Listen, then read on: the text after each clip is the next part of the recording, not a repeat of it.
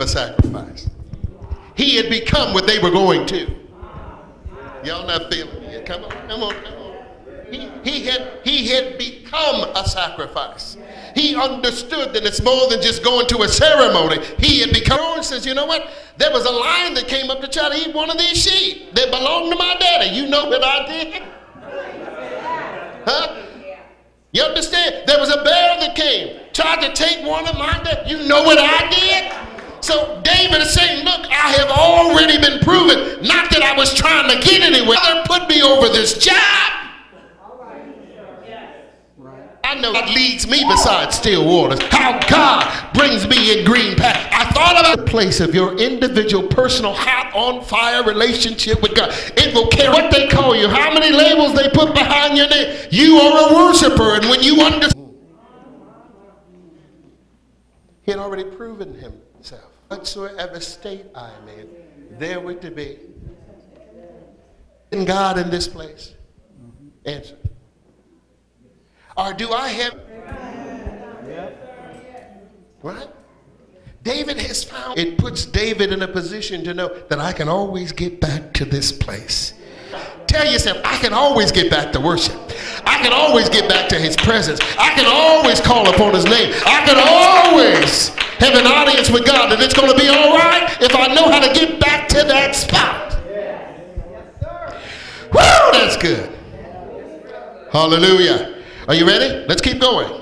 All right. I'm still in 1 Samuel chapter 16. It says, and he sent and brought him in. And he was ruddy, and with all of a beautiful countenance, and goodly to look at. And the Lord said, arise, anoint him, for this is he. Now, they say he's somewhere 15, 16, 17 years old. Now, he's about to be made anointed king. And who's still on the throne? So what do you think that's going to look like? What do you think that's going to flow like? I'd say we go get you a brand new cart, David, drive you up to where Saul is, tell everybody Samuel just came down, anointed you, and we can just, right? Come on, come on. We got a right now, God, and I got a right now word. Now, God said he's going to do exceeding and abundant right now. Give me what's due me today.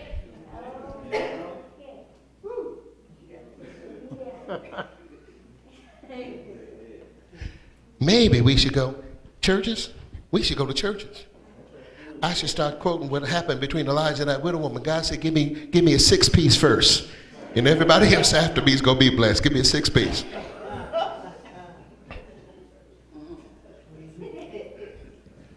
I'm standing there still waiting for my 6-piece. It doesn't come. Why would God do such a thing? See, that first anointing is for David to wait on the ministry. Wait on the placement.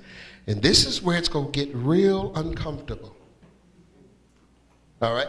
Because just as he had to serve his father, he's going to have to serve Saul.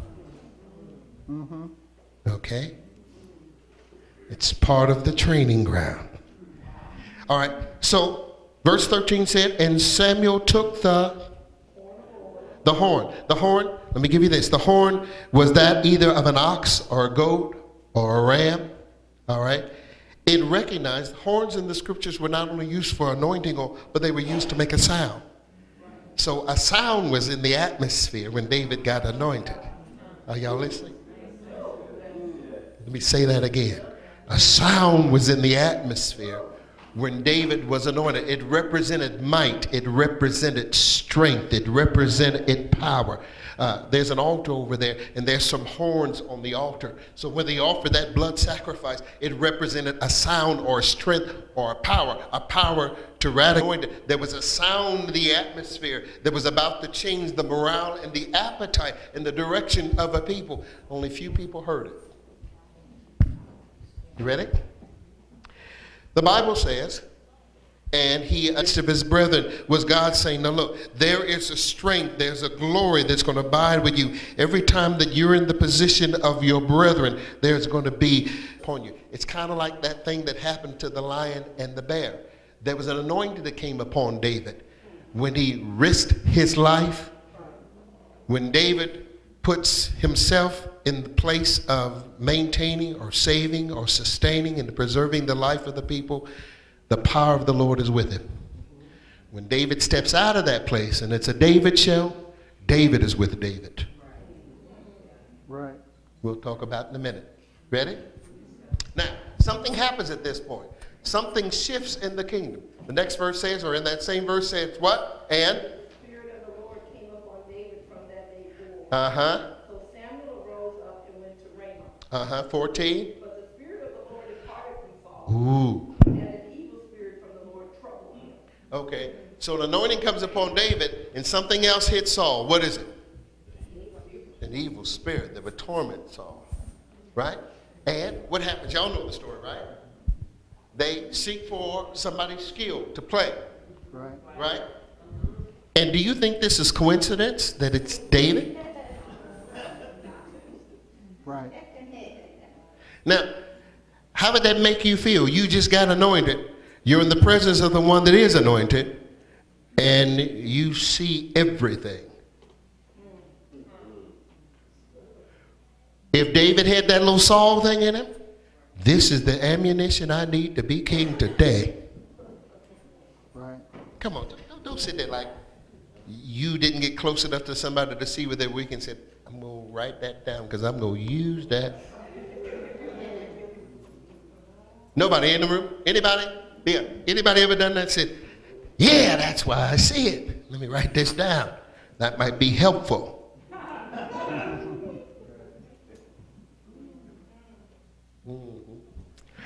I was never mind. Take me too long to explain that. Why was David put in this position? Well, for the sake of time, just let me kind of show you what's happening here. In Galatians chapter 4, it says, now the heir, as long as he is a child, differeth nothing from a servant, though he be Lord of all, but is under tutors and governors until the time appointed of the Father. Okay, he's talking about the law and sonship. The servanthood of the law, the sonship, our relationship with Jesus Christ. Says the son, it's got to walk under the conditions of the law until he matures. So that's why it was critical and important that Jesus Christ he didn't abolish the law, he fulfilled it. He came under the shadow of the law in order to bring us into sonship. So it's important that if David is going to be the second, David's got to be mentored by the first. Right. Okay? He's got to be groomed and nurtured by Saul. You got me? Now, it's kind of difficult when you don't know if Saul's operating under the Saul or Saul is operating under this demon spirit, because occasionally Saul will improvise and pick up whatever's close to him and try to kill David. Okay, you ready for this? I will try to close with this part.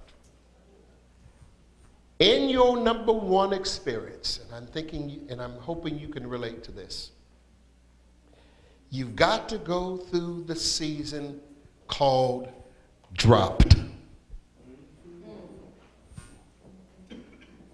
What do you mean by that? Let's go to Exodus. You said, you're going to take me all the way back to Exodus to explain dropped? Yeah. Exodus 32.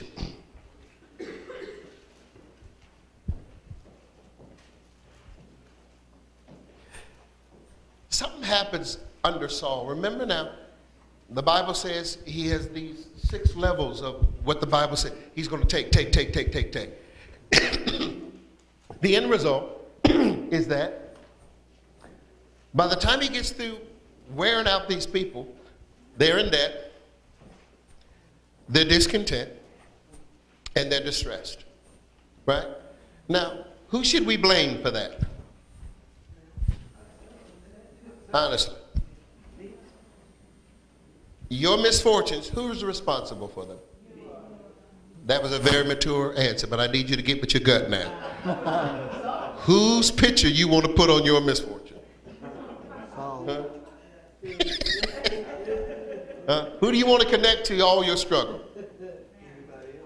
Parents? There he goes, G. That's a good one, isn't it? Co-workers? Come on, we're talking about your first. Look in your first and say, they didn't let me do what I should have been doing. They didn't recognize the potential of the grace of God that's on the inside of me. Right? We go right down the list. I was just coming into mine and I was going to benefit them, but they didn't think I was nice enough, beautiful enough, handsome enough, talented enough, didn't make enough money, so they dropped me. Anybody can remember some dropped relationships? You don't know why, they just dropped you. You felt miserable because you were doing all that you could do to be what they wanted you to be. Right?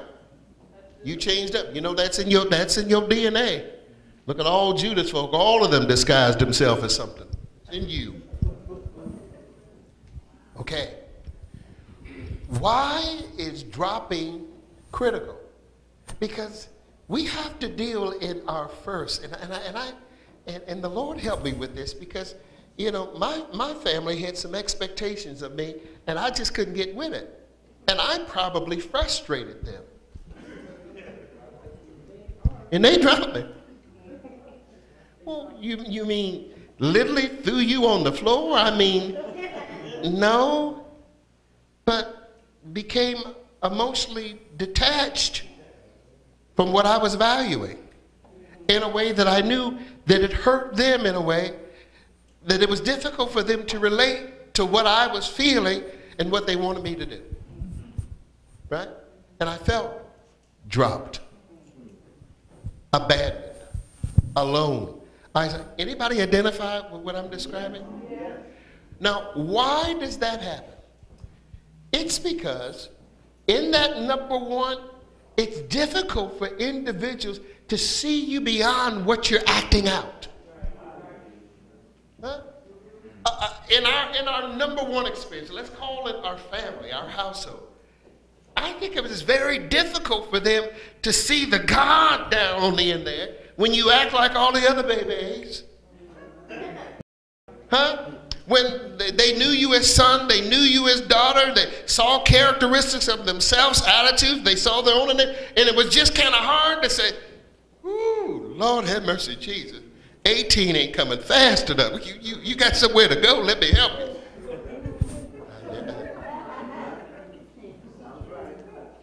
You know, and there were others in the room that had wonderful upbringing in our houses. Yet there is an absence, or there is a lack of their ability to really speak to the God consciousness that was on the inside of you. So here you are being raised by these people that love you and want to nurture you and care for you, but they can't nurture the better part of you. And somewhere in there you get detached. Right. Okay. Right. Let's watch this. I'm in Exodus chapter 32. Real good. Okay, real good. Exodus 32.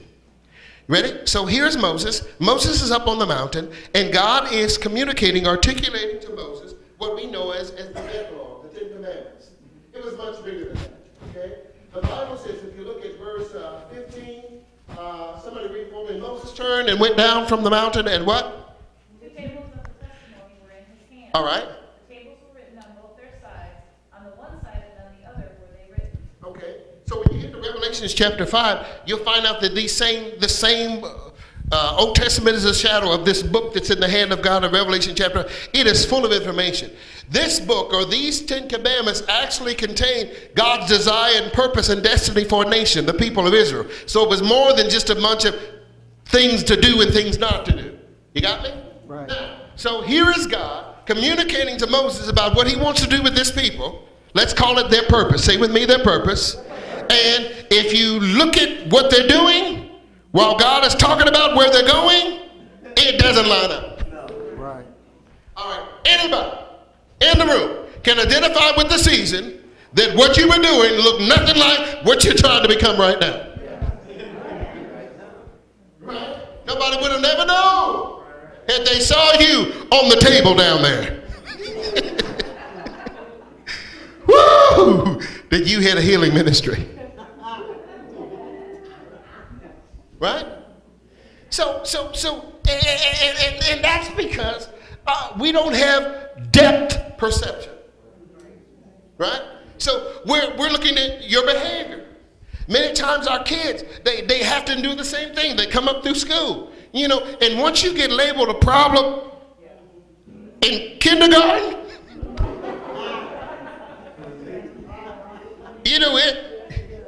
your teachers keep spreading the word up. Problem down here. Problem. I know I was one of them. I was one of them. You know, back in the day with me, we went a half a day. Right? Yep. When I went to first grade, it's still half a day as far as I'm concerned.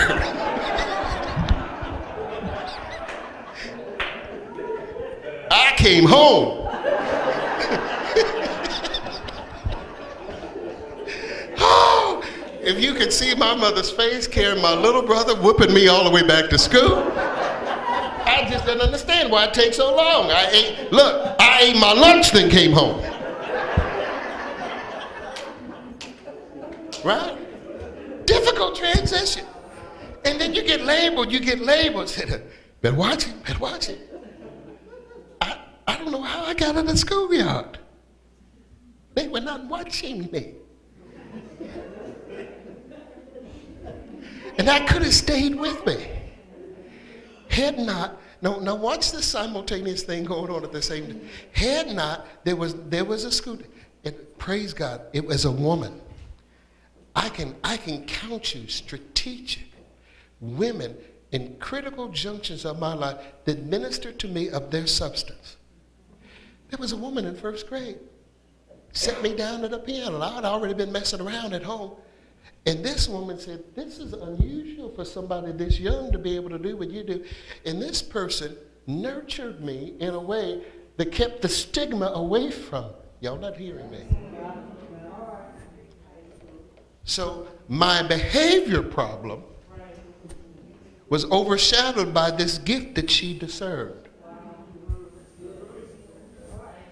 But maybe you're not able to recognize individuals in your life to see beyond what you're doing.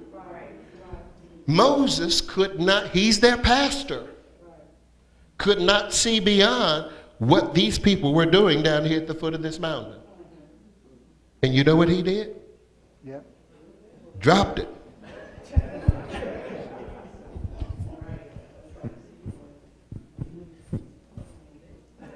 Y'all not listening to me. He dropped him. Why? Because he was angry. He was upset, right?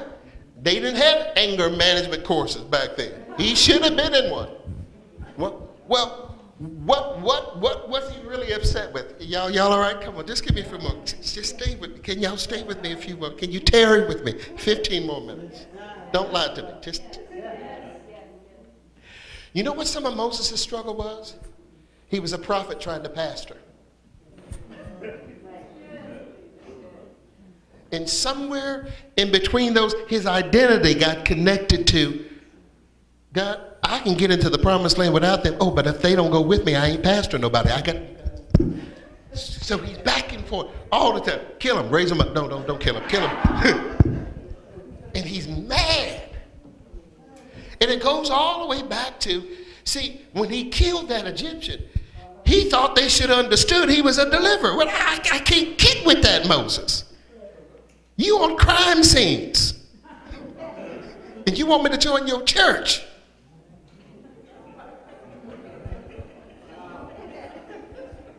You got me? So he breaks them. Now, it looks as if God is angry. God's not angry because God knew what they were doing when he was writing the book. God has already written your destiny knowing you was going to have several acts up along your journey. That ain't moving God. He is not disappointed when you act like you. But we are. Look at chapter 34. So God said, look, Moses, you broke these. You're going to have to hew these. You're going to have to redo this. And what was it a side of?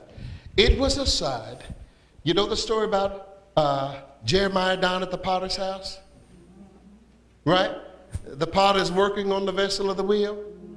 And what happens to it? It was marred in his. Who marred it? He did. Uh-huh. So the same one molding it was marring it. Okay? Now, why would God do that to us? Why would God leave some kind of imperfection in us? You got it? Why would God want that there? Why would God leave that there? Okay, let's move. Warp drive. How many minutes I got left? 30. Thank you. Oh my God. 2 Samuel chapter 4. Whoo, flesh and blood have not revealed that unto you. Woo. Here's the picture. You ready? I like this story. 2 Samuel 4:4. And Jonathan, Saul's son, had a son that was lame on his feet. He was 5 years old when tidings came of Saul and Jonathan out of Jezreel. And a nurse took him up and fled, right? And it came to pass as she made haste to flee that he fell and became lame. And his name was, I like it. Y'all in the room? Y'all still intrigued? Let me wrap this up real quick. So Mephibosheth was whose son? And Jonathan and David had what kind of a relationship? They had a covenant. And the covenant extended to all of their children. All right? But this nurse who was charged with the care of Mephibosheth, when she heard that Saul and Jonathan were slain on the battlefield, in her haste to protect him, she picked him up and thought she was taking him to a safe place and dropped him. And he became lame on both of his feet. Got me?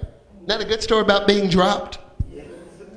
Now, what she didn't know, this language is real important because we know 5 has to do with grace. 5 has to do with, so really at age 5, had this thing played out like father and daddy and King David had planned, Mephibosheth would have matured in the house of David.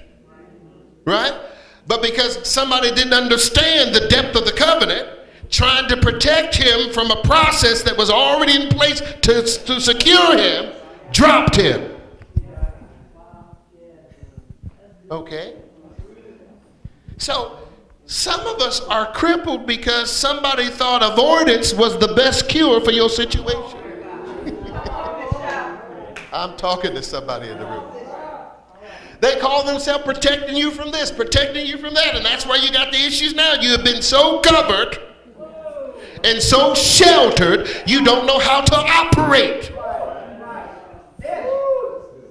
And because here is Mephibosheth in this place now, all he can do is blame David because he's got a visual reminder in front of him of why I am crippled in my feet and don't walk. And he doesn't understand. David is the healer.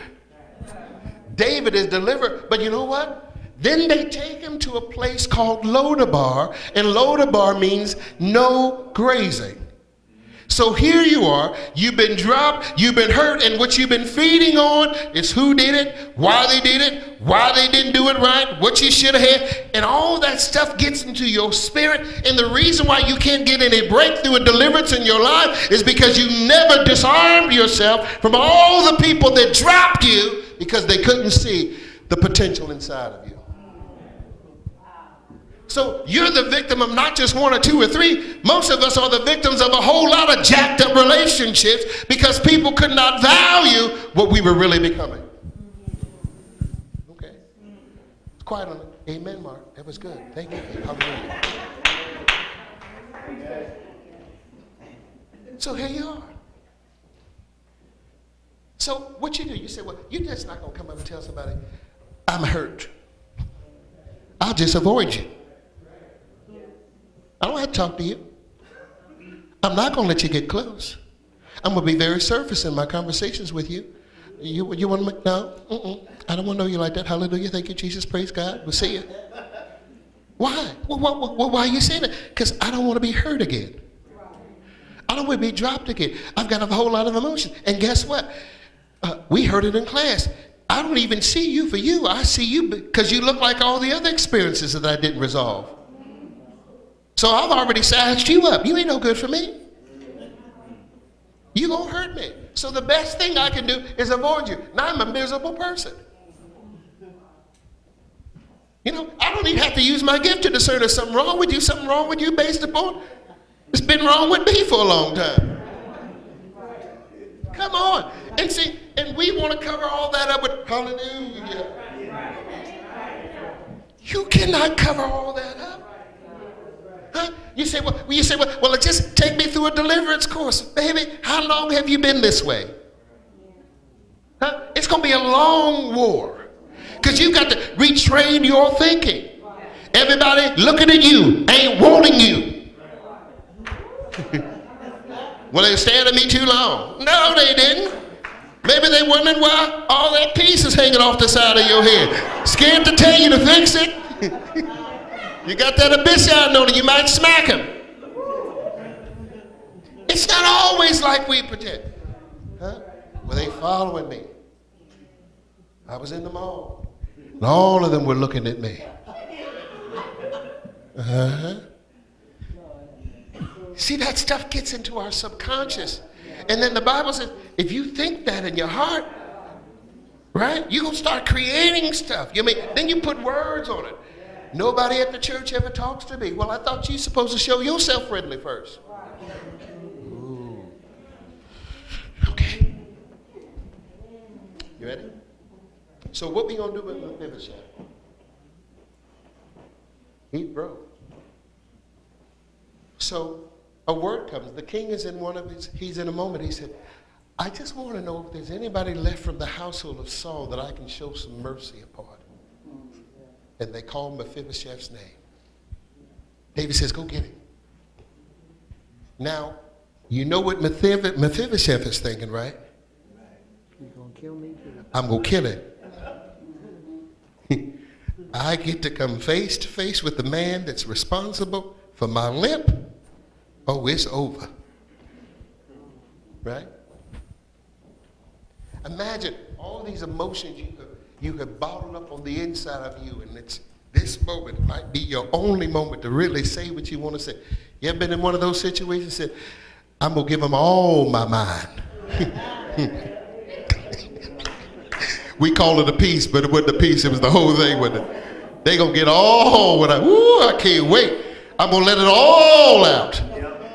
And we're still trying to call back some of those words. Words are powerful. Powerful, powerful. So we're trying to call them back.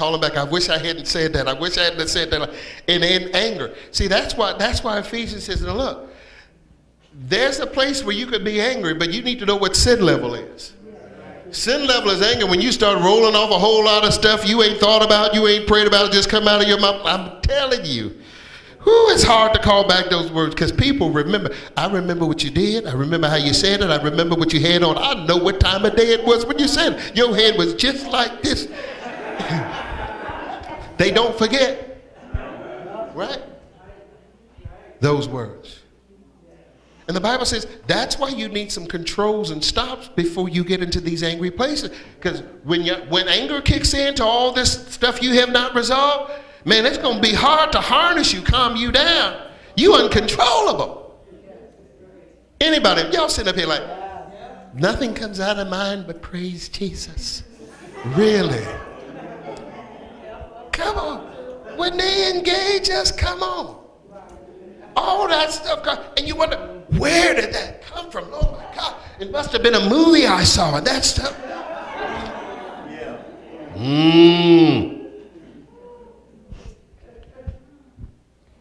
He is overwhelmed. He's invited to the table. David looks beyond his limp. He's invited to the table. Matter of fact, David said, as long as you live, you can sit here at the table. Oh my God, he's not prepared for that. See, this is when you know that people are more concerned about what you're becoming than where you've been. You can limp to this table and be fine. You can drag yourself up. I just want you to sit here and eat. And you know what? And if you just get people to say, you know what? This is how you overcome the war. Feed David. If we can just get you to the table, get you in the presence, get you in the atmosphere. It doesn't matter if you dragged yourself down here. It don't matter if you can't. It don't matter if you did something last night. Just get to the table. See, you've got to feed your spirit. You've got to create an atmosphere. You've got to learn how to consistently say, you know what? I am going after God. Paul said it this way. He's coming after me. I'm going after him.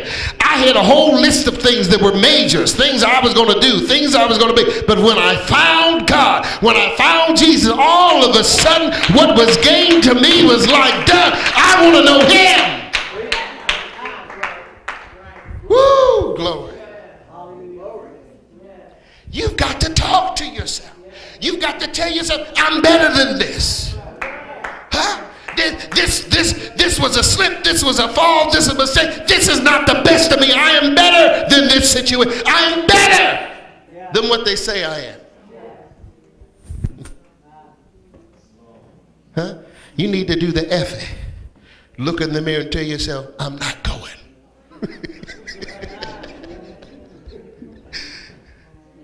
Huh? I'm going to love me. I'm going to love what I'm becoming. I'm going to love what God is doing on the inside. And I acknowledge I'm not there yet. I'm not the two. I'm not. But this one thing I do, I see a goal and I'm pressing after that. You've got to talk to yourself. Huh? Then you got to change the labels you have on people on your list. Those that are trying to kill you are preparing you to reign. Huh? All that Saul is doing for David is really preparing David to reign. Huh? That's why David don't want to battle him. That's why David don't want to fight him. That's why David don't want to go down to the field. Because as far as David is concerned, yeah, he wants to kill me, but he's still my father.